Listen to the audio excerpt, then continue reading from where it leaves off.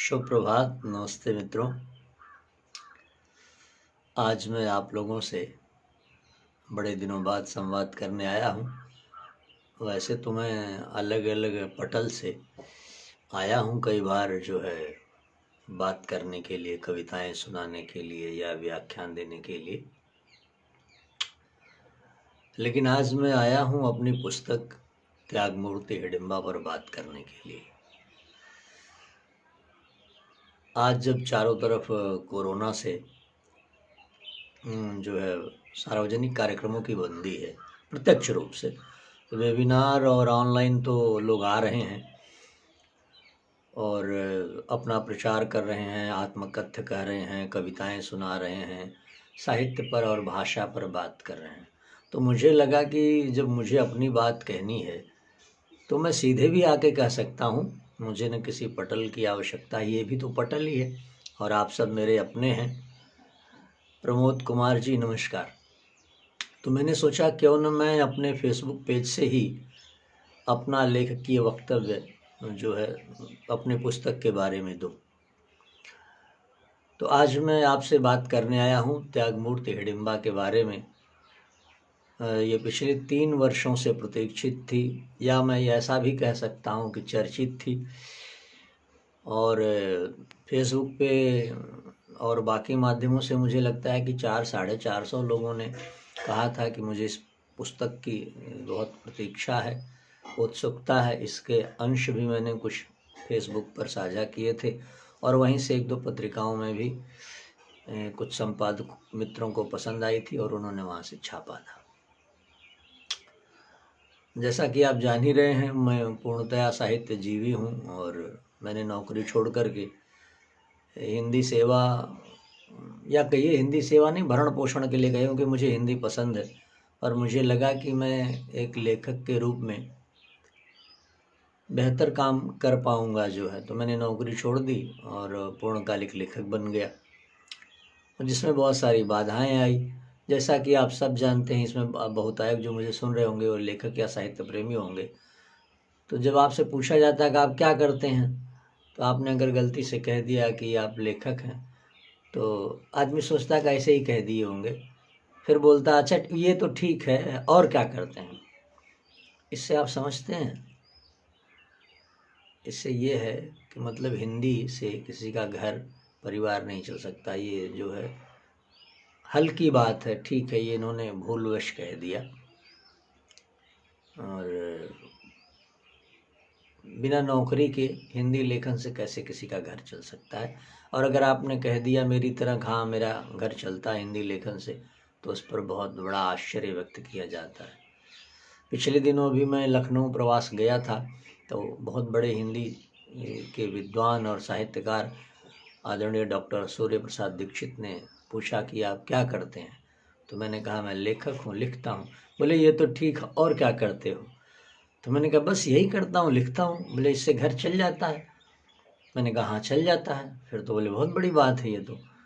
और फिर बड़ी उन्होंने प्रसन्नता जाहिर की कि हिंदी में ऐसे लोग हैं, अभी अपवाद स्वरूप ही सही, कि हिंदी को अपना कैरियर बना रहे हैं।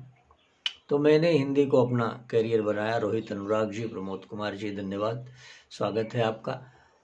मैंने तय किया और अब इधर 2-3 वर्षों से मुझे जिस पुस्तक की प्रतीक्षा थी, और मेरे कुछ गिनती के पाठकों को या जो प्रशंसक हैं या पाठक हैं, हम तो जो भी कहिए, क्योंकि हिंदी में पाठक नहीं है ऐसा, अगर मैं कहूँ बहुत बड़े पाठक हैं तो 70-72 करोड़ हिंदी वाले हैं, लेकिन मुझे नहीं लगता कि 70-72 हज़ार भी पुस्तकें साल में किसी लेखक की बिकती हैं।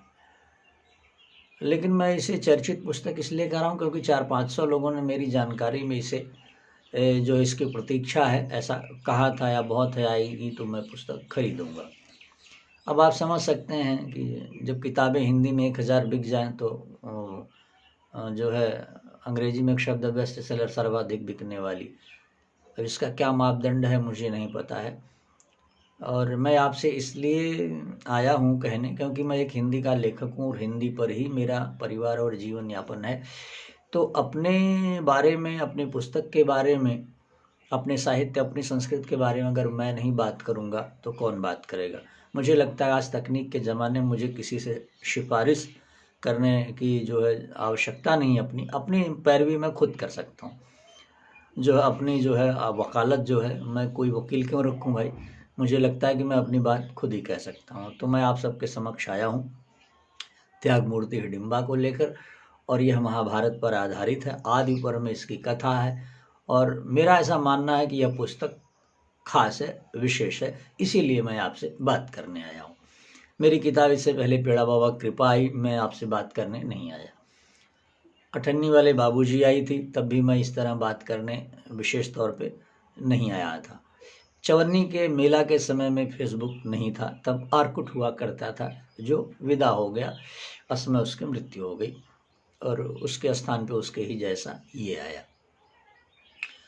तो मेरा कहना ये है मित्रों कि त्यागमूर्ति हिडिंबा जो है, हिडिंबा राक्षसी की कहानी है, जो देवी बनती है आगे चल करके।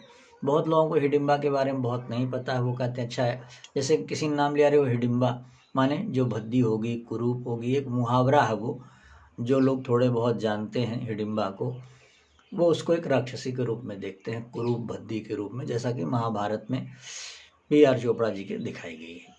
जबकि ऐसा नहीं है। मेरा मानना है कि जो है वो भी मनुष्य ही थे, एक वर्ण था, राक्षस जनजाति थी, जैसे आदिवासी हैं, और वो बहुत सुंदर थे। इसके पीछे मेरे कुछ तर्क हैं जो मैं आपसे साझा करना चाहता हूँ कि पुस्तक आपको क्यों पढ़नी चाहिए, क्यों खरीदनी चाहिए। और हाँ, इसके साथ मैं ये भी जोड़ दूँ, मेरी ही पुस्तक नहीं, जो भी दूसरे युवा लेखक हैं या जो भी हिंदी के लेखक हैं, उनकी भी किताबें आपको खरीदनी पढ़नी चाहिए, ताकि हिंदी में लोग लिखने के लिए प्रेरित हो सकें। हिंदी की किताबें बिकेंगी तभी लोग हिंदी को अपना कैरियर बनाएंगे, जो है रोजगार अगर वो देती है तो लोग पूर्णकालिक लेखक बनने का साहस कर सकेंगे। अंग्रेजी में जो है, जो लेखक अंग्रेजी का, वो बड़ी गाड़ियों से घूमता है, मर्सिडीज से घूमता है।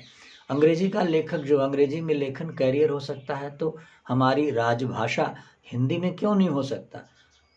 दुनिया के मात्र साढ़े चार देश हैं जो अंग्रेजी बोलते हैं, जिसमें 60 लाख का न्यूजीलैंड है, 2.5 करोड़ से थोड़ा ज़्यादा ऑस्ट्रेलिया है, 7 करोड़ का इंग्लैंड है, 3.5 करोड़ का कनाडा, आधे कनाडा फ्रांसीसी बोली जाती है, और 32-34 करोड़ का अमेरिका है। कुल मिला के 45-46 करोड़ लोगों की मूल रूप से हिंदी है। बाकी जो उपनिवेश रहे हैं, भारत और पाकिस्तान और घाना वाना जैसे देश ऐसे हैं। जब ये बताइए कि 4.5 देश मिल करके अंग्रेजी पर, दुनिया पे अंग्रेजी भाषा का प्रभुत्व जमा सकते हैं, तो हम मूल 72 करोड़ लोग जो हैं, और ख़ास करके 112 करोड़ लोग अगर सब भाषा भाषियों को समझ ले, हिंदी समझने वाले हैं, दुनिया में पहले नंबर की भाषा आती है, अगर नहीं भी तो मंदारिन जो चीनी है, उसके बाद दूसरे नंबर की। तो इसके लेखक जो है राजा की तरह क्यों नहीं जी सकते, क्यों दरिद्र की तरह जी सकते हैं। ये पता है, हिंदी भाषियों पर एक अभिशाप है, हिंदी पाठकों पर। आप पता है 200 रुपये का, आप 300 रुपये का पिज्ज़ा मंगा सकते हैं महानगरीय जीवन में जो लोग रहते हैं। आप चाइनीज भोजन करने जाते हैं, 400 का कर सकते हैं, लेकिन आप 100-200 की किताब नहीं खरीद सकते हिंदी लेखक का। और आप उससे पूछते हैं कि अरे अच्छा क्या करते हैं आप। अगर आप किसी ने कह दिया कि मैं हिंदी का लेखक हूँ, नहीं वो तो ठीक है, और क्या करते हैं, जीवन यापन के लिए क्या करते हैं। अरे भाई, जीवन यापन के लिए हिंदी का लेखक होना क्या बड़ी बात नहीं, कम नहीं है, परिपूर्ण नहीं है। यह हमारे ऊपर धब्बा है। हम ये अगर संकल्प लें कि साल में हम 2 किताब भी खरीदेंगे, पता है, तो 72 दूना होता है कितना, 146 हो जाएगा।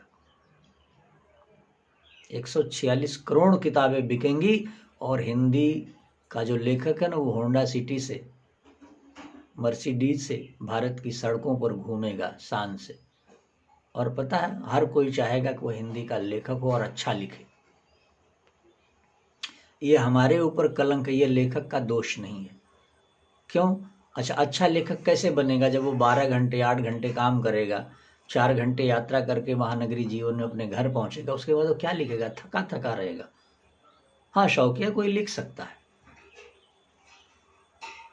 तो यह एक हिंदी के पाठकों पर या हिंदी भाषियों के ऊपर एक ये प्रश्नवाचक चिन्ह है, और यह अपमानजनक बात भी है हिंदी के लिए, क्योंकि दुनिया की सबसे बड़ी, न सही दूसरे नंबर की भाषा हिंदी तो है ही। हिंदी पर मैंने व्याख्यान दिए हैं, ये विषयांतर हो जाएगा।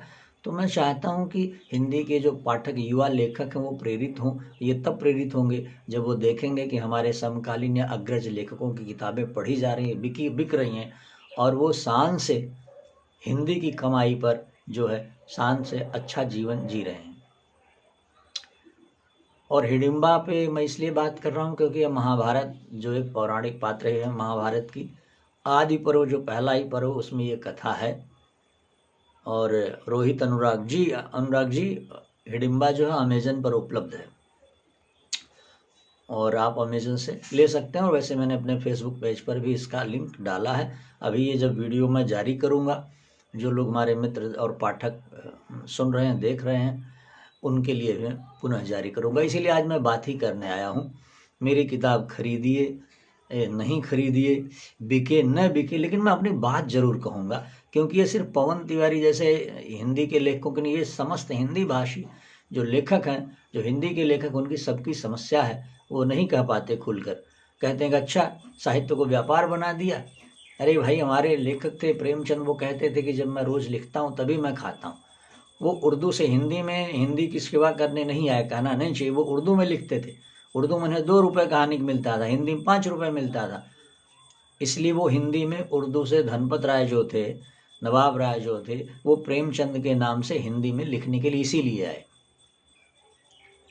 हिंदी क्यों नहीं हो सकती भाई? जिसके पास भाषा है, जिसके पास सरस्वती ने ज्ञान दिया है। आप ज्ञान के ही बल पे नौकरी करते हैं ना। आप जो है भारतीय प्रशासनिक सेवा में कैसे जाते हैं? बगैर पढ़े जाते हैं, बगैर मेहनत के जाते हैं। तो जो लोग लिख रहे हैं उनका आदर होना चाहिए। ये कह कर के आप अपने अपराधों को बचा नहीं सकते। हिंदी का जो अपराध है वो ये है कि उसका जो भाषी है वो उसको ही गर्व की अनुभूति नहीं है। आपको हिंदी को लेकर गर्व का भाव होना है। आप अंग्रेजी का अखबार मंगाते हैं, times of India, Hindustan times, DNA, pioneer, statement, Hindu, जहाँ रहते हैं, जबकि हिंदी का अखबार नहीं मंगाते। हिंदी का अखबार कम पढ़े लिखे लोग मनाएंगे, जो व्यावसायिक लोग हैं। ये जो बोध है ना, यही हमें ले डूबा है। तो त्यागमूर्ति हिडिंबा आप पढ़िए, इसलिए पढ़िए कि आप भारतीय हैं। एक भारतीय लेखक की किताब पढ़ना चाहिए, पहला तो कारण ये। दूसरा, हमारा बहुत बड़ा महान, दुनिया का सबसे बड़ा खंडकाव्य, महाकाव्य जो है वो महाभारत है, और उसमें यह एक जो है उपेक्षित पात्र है। हिडिंबा की चर्चा और कहीं नहीं मिलेगी। तमाम पात्रों की चर्चा दूसरे पुराणों में या पुस्तकों में मिलेगी, हिडिंबा की चर्चा आपको कहीं नहीं मिलेगी। हिडिंबा को जो है राक्षसी कह के छोड़ दिया गया, जबकि हिडिंबा जो है वो एक राक्षसी जरूर थी, लेकिन वो भी मनुष्य थी, वो वर्ण था, जैसे आदिवासी हैं। और वो पांडवों की सबसे बड़ी पुत्रवधू थी। सबसे पहले उनका विवाह हुआ था भीम से। उन्हें कुंती युधिष्ठिर की सहमति के बाद भीम ने न केवल विवाह किया, बल्कि उनसे एक संतान पैदा हुई जिसका नाम घटोत्कच था। अक्सर आम तौर पे कहा जाता है कि द्रौपदी के कारण महाभारत का युद्ध हुआ। उसके अनेक और दूसरे कारण भी है, लेकिन आमतौर से यदि ऐसा है कि द्रौपदी के कारण महाभारत का युद्ध हुआ, तो मैं कहूँगा हिडिंबा के कारण पांडव महाभारत का युद्ध जीत सके। इतना बड़ा उसका जो, इतनी बड़ी हिडिंबा की भूमिका है। अब आप कहेंगे कैसे? अब मैं कहता हूँ कि उनका पुत्र अगर घटोत्कच था, अगर जो अमोघ शक्ति इंद्र ने कर्ण को दी थी वह अर्जुन के लिए रखा था, उसने अर्जुन को वो मारना चाहता था। कृष्ण अर्जुन के सखा भी थे और साले भी थे और भाई भी लगते थे। 3 रिश्ते थे कृष्ण के, क्योंकि वो तो द्रौपदी जो कुंती के वो भतीजे लगते थे, बुआ लगती थी, तो इस तरह से फुफेरे भाई हुए। दूसरा क्या है कि उन्होंने अपनी ही बहन को जो है अर्जुन से भगाकर ब्याह कराया, तो उनके साले हुए। तीसरा, अर्जुन के वो बचपन से मित्र भी थे, सखा भी थे। वैसे भी कृष्ण इंद्र के भी बड़े मित्र हैं, विष्णु और इंद्र में मित्रता है। और पुत्र थे इंद्र के ये, तो यहाँ भी मित्रता होनी लाजमी है, क्योंकि उनकी जो है पूर्व जन्म की भी मित्रता रही है इंद्र और कृष्ण की। तो इंद्र के जो है अवतार अर्जुन माने जाते हैं। तो अर्जुन को वो बचाना चाहते थे। उनको पता है कर्ण ने अपनी शक्ति जो बचा कर रखी है और वो अर्जुन को मार देगा। अर्जुन के मारने से पांडवों के विजय में संशय हो जाती। तो वो जो शक्ति थी उसने घटोत्कच पे मारी, क्योंकि घटोत्कच स्वयं ही पूरे कौरवों को पराजित कर देते, इतनी सामर्थ्य थी और ऐसा उन्होंने युद्ध किया था। तो एक तो उसने अपना बलिदान दिया। कोई ये जानते हुए पुत्र आएगा कि जिस पिता ने पैदा होते ही हमें छोड़ दिया उस पिता के लिए युद्ध करने आएगा? लेकिन इतने उच्चतम संस्कार जो है हिडिंबा ने दिया था कि घटोत्कच ने ये सब जानते हुए पिता की तरफ से युद्ध करने गया। दूसरी बात, जब पांडव जीत गए तब भी वो महल में रहने के लिए या अपना अधिकार जताने के लिए हिडिंबा नहीं गई। एक बहुत महत्वपूर्ण बात बताता हूँ, पता नहीं आप लोगों का ध्यान गया कि नहीं गया। आपको पता है भीम ने अकेले 100 कौरवों का वध किया। सब महारथी थे, 100 हाथियों से लेकर 1000 हाथियों तक बल था। आपने कभी सोचा कि बाकी जो 4 पांडव थे उन्होंने दुर्योधन के किसी भाई का वध क्यों नहीं किया? लेकिन भीम को श्रेय नहीं मिला। 100 पुत्रों का वध अकेले भीम ने किया, ये सर्वविदित है। दुर्योधन उनसे शक्तिशाली था। क्यों? उसका शरीर वज्र था, उसका पूरा जो है शरीर है वो वज्र का हो गया था। प्रशांत जी नमस्कार, मनोज उपाध्याय जी नमस्कार। तीसरी बात, वो गदा युद्ध में भीम से श्रेष्ठ था क्योंकि उसने न केवल द्रोणाचार्य से गदा की शिक्षा ली थी अपितु बलराम से भी उसने अलग से शिक्षा ली थी। और जब युद्ध हो रहा था भीम और दुर्योधन का तो उसमें बलराम जी देखने आए थे। उसमें कृष्ण के हस्तक्षेप और चतुराई से वो मारा गया। और उसके अलावा देखिए जो बकासुर था उसे कोई नहीं मार सकता था, उसका भी भीम ने वध किया। यह मात्र संयोग नहीं है। कीचक जो विराट का सेनापति था उसमें 10,000 हाथियों का बल था, उसे दुनिया में सिर्फ 10 ही लोग मार सकते थे। भीम के ही समकक्ष था, भीम ने उसका भी वध किया। भीम से धृतराष्ट्र से भी बच गए भीम। धृतराष्ट्र उनको मारना चाहते थे, कृष्ण ने चालाकी से प्रस्तर की मूर्ति आगे कर दी, वहां मारे गए। आपने कभी ध्यान दिया कि जरासंध का वध कृष्ण भी नहीं कर सके? कृष्ण भगवान का एक नाम है रणछोड़ दास। तो जरासंध ने जब युद्ध होने लगा तो भगवान कृष्ण मैदान छोड़कर भाग गए, इसीलिए उनको रणछोड़ दास कहा जाता। उस जरासंध का भी वध जो है भीम ने किया। पता है क्यों किया? क्योंकि हिडिंबा के सतीत्व का असर था। उसके सतीत्व के कारण ही भीम इतने लोगों का वध कर सके और अजेय रहे। साहिल बी श्रीवास्तव जी बहुत बहुत धन्यवाद। आपको एक उदाहरण देता हूँ, आध्यात्मिक पौराणिक उदाहरण देता हूँ। जालंधर और शिव में, भगवान शिव में बहुत दिनों तक युद्ध हुआ। भगवान शिव जालंधर को पराजित नहीं कर पाए। तब भगवान विष्णु ने जालंधर की पत्नी वृंदा का सतीत्व जाकर भंग किया। जालंधर का रूप धारण करके उसे स्पर्श किया और वृंदा का सतीत्व भंग हुआ तो उधर जालंधर मारा गया। इसीलिए फिर वृंदा ने उनको श्राप दिया प्रस्तर होने का। वो आज जो शालिग्राम है। और आपको पता वही वृंदा तुलसी हुई, जो तुलसी दल कहते हैं, तुलसी चढ़ाई जाती है जो हम चाय में पीते हैं, अभी चाय पत्ती चाय में डाल करके तुलसी, वही तुलसी वो वृंदा थी। लेकिन आप देखिए यहाँ पर जो है हिडिंबा का सतीत्व भंग नहीं हुआ। वह तप में लीन हो गई, तप करने चली गई उत्तराखंड की तरफ, उधर हिमाचल की तरफ। और उनका सतीत्व के कारण भीम सुरक्षित रहे और अजेय रहे।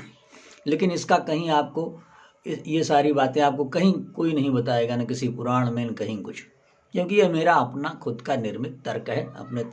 अपने स्तर पे मैंने ये किया। ये सारी बातें इस पुस्तक में मिलेंगी और बहुत सारी बातें मिलेंगी। दूसरी बात बता दूं, एक और बात बताऊं, हिडिंबा को जो लोग राक्षसी समझते हैं उन्हें बता दूं कि हिमाचल प्रदेश के मनाली में हिडिंबा देवी का मंदिर है।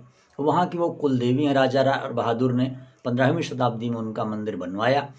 और जो कुल्लू मनाली पर्यटक हैं, बहुत सारे पर्यटक मनाली गए होंगे और हिडिंबा देवी का भव्य मंदिर है। वहाँ प्रतिवर्ष लाखों लोग दर्शन करने जाते हैं। वहाँ उनका मेला और पालकी भी निकलती है वर्ष में। और फिल्म अभिनेत्री कंगना रनावत की वो कुल देवी हैं, मनाली की रहने वाली है, हिमाचल की कंगना रनावत। और अभी मैं 22 तारीख को जाने वाला हूँ अपनी पुस्तक भेंट करने के लिए। तो ये एक राक्षसी से लेकर उन्होंने जो देवी तक की यात्रा की है वो उनका कर्म है। इसलिए किसी जाति में पैदा होने से कोई बड़ा नहीं हो जाता है, बड़ा होता है कर्मों से। जैसे विश्वामित्र राजा थे और वो अपने कर्म से तपोबल से आगे चलकर विश्वामित्र हुए और वो जो है गायत्री मंत्र जो सर्वाधिक शक्तिशाली मंत्र माना जाता है उसके अधिष्ठाता हैं। जो ऋग्वेद का मंत्र है उसके अधिष्ठाता विश्वामित्र ही, जबकि वो क्षत्रिय थे जन्म से, लेकिन आगे चल के कर्म से वो ब्राह्मण हो गए। इसी तरह रैदास या रविदास जिन्हें कहा जाता है वो जाति से मोची थे, लेकिन इतने महान संत थे कि मीरा जैसी साधिका ने उन्हें अपना गुरु बनाया। और आज हम उनकी एक बड़ी लोकोक्ति मुहावरा, मन चंगा तो कठौत में गंगा या कठौती में गंगा। तो जो व्यक्ति जो है कर्म से सर्वश्रेष्ठ, मुझे लगता है वो कृष्ण ने भी कहा है कर्मणेवाधिकारस्ते मा फलेषु कदाचन। तो जो है हिडिंबा ने अपने कर्म के बल से, उदात्त कर्म से सती स्त्री देवी का स्थान प्राप्त किया। आज इसीलिए मनाली में उनका मंदिर है, छोटा सा मंदिर, उसमें घटोत्कच का भी है। और उनका पौत्र बरबरी जो आज खाटू श्याम है, राजस्थान के खाटू गांव में पूजे जाते हैं, उन पे हारे को हरिनाम कहा जाता है खाटू श्याम को, वो उन्हीं के पौत्र हैं। और उन्होंने इतने उत्तम संस्कार दिए कि दोनों का महाभारत में जो है बलिदान हुआ। शीशदान कृष्ण ने बरबरी का लिया, लेकिन हिडिंबा ने कहीं कोई शिकायत नहीं की। तो ऐसी महान स्त्री पर जो है मैंने जो है पहली बार जो है एक सकारात्मक दृष्टि से उनकी पूरी यात्रा का मैंने इस उपन्यास त्यागमूर्ति हिडिंबा में वर्णन किया है। और इसलिए आपको ये किताब पढ़नी चाहिए, इससे नए दृष्टिकोण मिलेंगे, नई समझ बनेगी, ऐसा मैं मानता हूँ। मेरा कोई दावा नहीं है और मैं ये भी नहीं कहता कि मैं कोई बहुत सर्वोत्तम या बहुत, हाँ, लेकिन मैंने कुछ अलग जरूर किया है। और सुप्रभात साहिल श्रीवास्तव जी।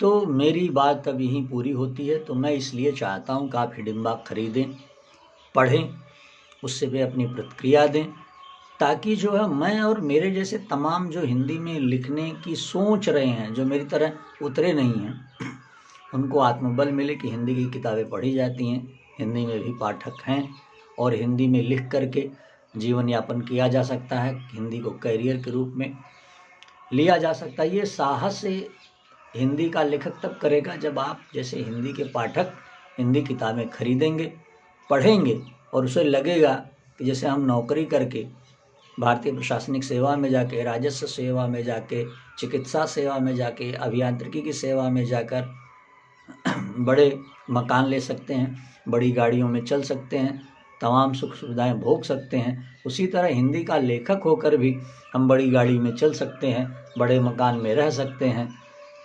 और दुनिया घूम सकते हैं।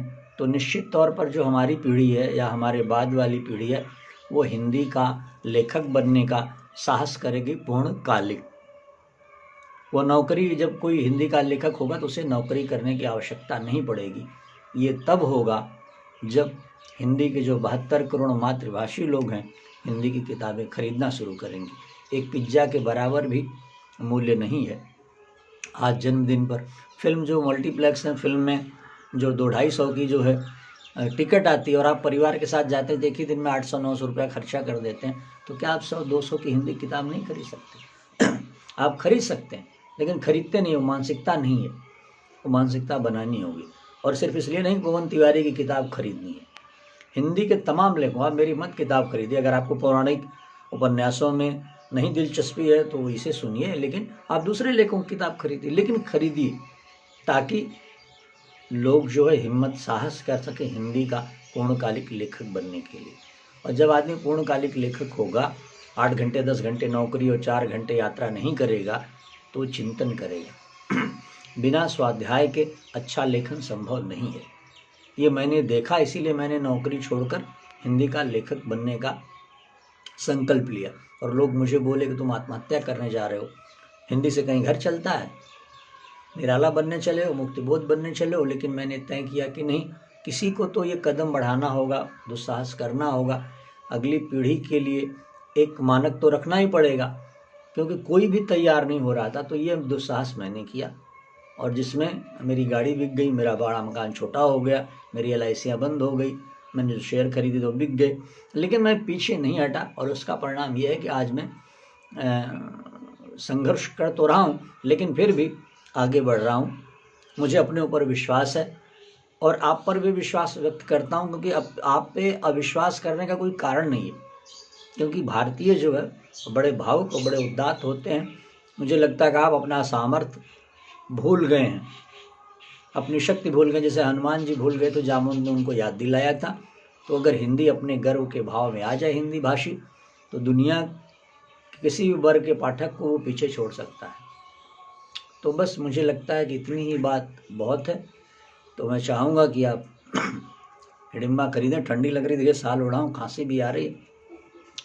और अभी मैं 21-22 को हिमाचल जाने वाला हूँ, चंडीगढ़ से हिमाचल, वहाँ अपनी पुस्तक भेंट करूँगा हिडिंबा देवी के मंदिर में, वहाँ से लौटूँगा।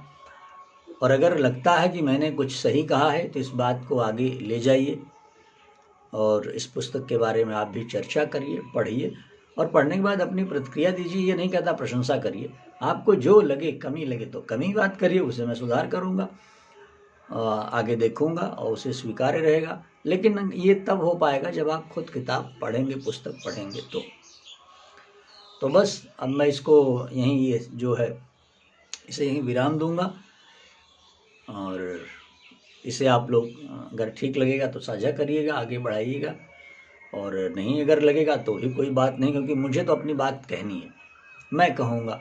कौन सुनता है नहीं सुनता है, अपनी धुन में हमेशा रहा हूँ और मैंने ये निश्चय किया है, ये मेरा निर्णय रहा कि मैं हिंदी का लेखक जो है हिंदी में लेखन करूँगा और सिर्फ यही करूँगा, नौकरी नहीं करूँगा और इसी से अपना जीवन यापन करूँगा।